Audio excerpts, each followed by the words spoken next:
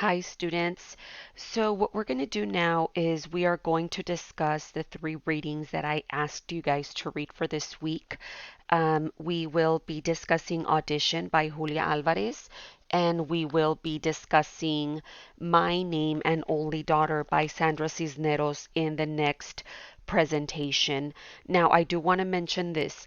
If you haven't already read these stories, I need for you to stop right now or pause, go read the stories, and then come back. I am not going to read the whole story. I'm only going to be covering some of the thematic elements that I really want you guys to grasp from these readings. So, again, if you haven't already read these stories, stop and then go read them and then come back. Also, keep in mind that we are still in the critical feminist theory module. Remember, guys, I'm trying to make them as short as I can. So I'm just going to cover some of the major things that I normally share with my students. Um, these stories. Again, I go over them with my students in class. We do the activities, the writings, the in class discussions and notes, and so on. But because of the time, we unfortunately can't do that. So I am briefly going to go over these. I'm going to be highlighting some of the things that I want you guys to notice. So, for example, for this one, this is a story. We're going to start off with this one. This is a story by Julia Alvarez named Audition. In the previous recording or in the previous presentation, when we talked about the voice of the author, I did mention that sometimes the background of the author has a lot to do with the word choice or how they, decide to write. Now, for example, Julia Alvarez, um, she is from the Dominican Republic. She is the daughter of a politician. There came a point where her and her father and her family fled the Dominican Republic because of, political revolt, and she came to the United States. So if we read her writing, I'm going to actually be doing this as we go through the readings, some of the distinctions between Julia Alvarez and Sandra Cisneros. For example, again, if you look at the author's background, sometimes that gives you a little bit of insight as to why they write the way that they write. So, obviously, she's the daughter of a politician. She was probably raised in a prominent family with money, with a good education. So, let's look at this writing really quick. I'm going to change the highlighting color. So, basically, what the story is about, there is this man, Porfirio. He is the chauffeur for the family. So her, the narrator, and her mom, her mother, her mommy, are driving up Cook's Mountain Village to look for a maid. Right?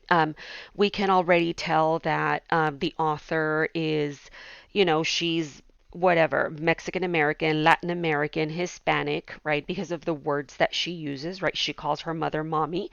But normally, when we see a Hispanic or a Mexican American or a Latino in a story, in a movie, in a soap opera, right? The Latinos are not driving around with their chauffeur. The Latinos are normally the maids or the gardeners or the janitors, right? So again, we look at Julia Alvarez's background and she, writes very differently than Sandra Cisneros. She also talks about, say your last prayers road as they are driving up this mountain. So again, religious or a religious life or religion sometimes is very important in Mexican American culture or in Hispanic culture or Latin culture. Um, One that really catches my eye is once they got to the village of huts, right? It says Mommy rolled down her window, and then she was asking, right? She was looking for maids, and then it says that suddenly they were surrounded by a dozen señoritas, right? So what does the word señoritas mean? If we see the word señoritas, that could either refer to young ladies, right, from the age of what, 13 to 17, 13 to 18, 14 to 19. Um, it doesn't have a precise, age range, but what we can tell is that it's normally, right, a young lady. Now, a young lady um, at this age would probably not be looking for a job as a maid, right?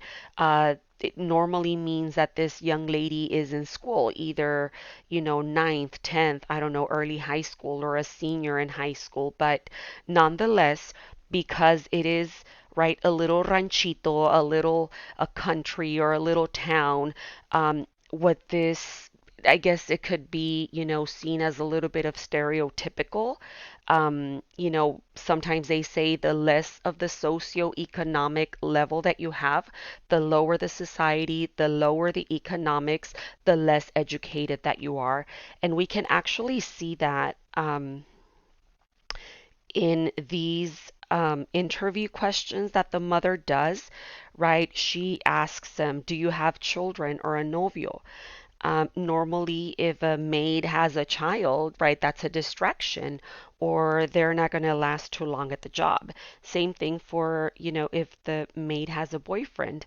Um, the I can probably also tell that the narrator's daughter is a brat or bratty because she's asking them, would you hit a child who hit you? It's almost as if she already knows that the child is going to hit her. And this one's really interesting. She's pretty much asking them if they know basic mathematics, right? If I send you to the store and I give you this amount of money, how much change should you get back, right? Again, we go with the stereotypes of not being that intelligent. We can see that in this writing. So this is where we can see that the narrator's daughter is probably a brat. Um, so we can tell here also that the narrator um, is the lady's daughter, right? She says, as she interviewed, or I sat by looking over the girls, and sooner or later they're going to be reporting my misbehaviors, so I'm trying to befriend them with my smiles, my good hair, being such a darling. So she has a high uh perception of herself, right? She thinks highly of herself. So she pretty much right here says that she is going to fool them with her sweet looks, but she actually has a bad reputation. If we go to this column here, this is where we can see maybe a little bit of a feminism or breaking away from that social construct or stereotype of what a Latina or a Mexican American woman should be, right? It says mommy's hardline employer to be face softened, right? So the mom probably already has experience maybe hiring people. You can tell that she is maybe, not your stereotypical woman because she maybe probably has a job. I mean, she's driving around with a chauffeur looking for a maid. Um, and so we can see a little bit of maybe she is a feminist, right? She doesn't conform to society standards of being a stay-at-home mom. Then finally, they see or actually hear this a slender girl with a basket on her head. Maybe she was washing down at the river. She was singing, and then it says that the mom started asking, "Who is she?" Gladys, the girls replied. Gladys, my mother called, as she would for months to come. Gladys, come clear the plates. Gladys, answer the door. Gladys. The young girl turned abruptly. Her singing stopped. Maybe this is symbolic, right, to what was going to come to her life when she became a maid for this family. So again, once we cover Sandra Cisneros, you're going to see the distinction, right? If we look at the author's background, it gives us a little bit of insight as to why she chose this, to write the story. It's not about her being a maid or a gardener, but it's a Latina, you know, driving around with a chauffeur looking for a maid.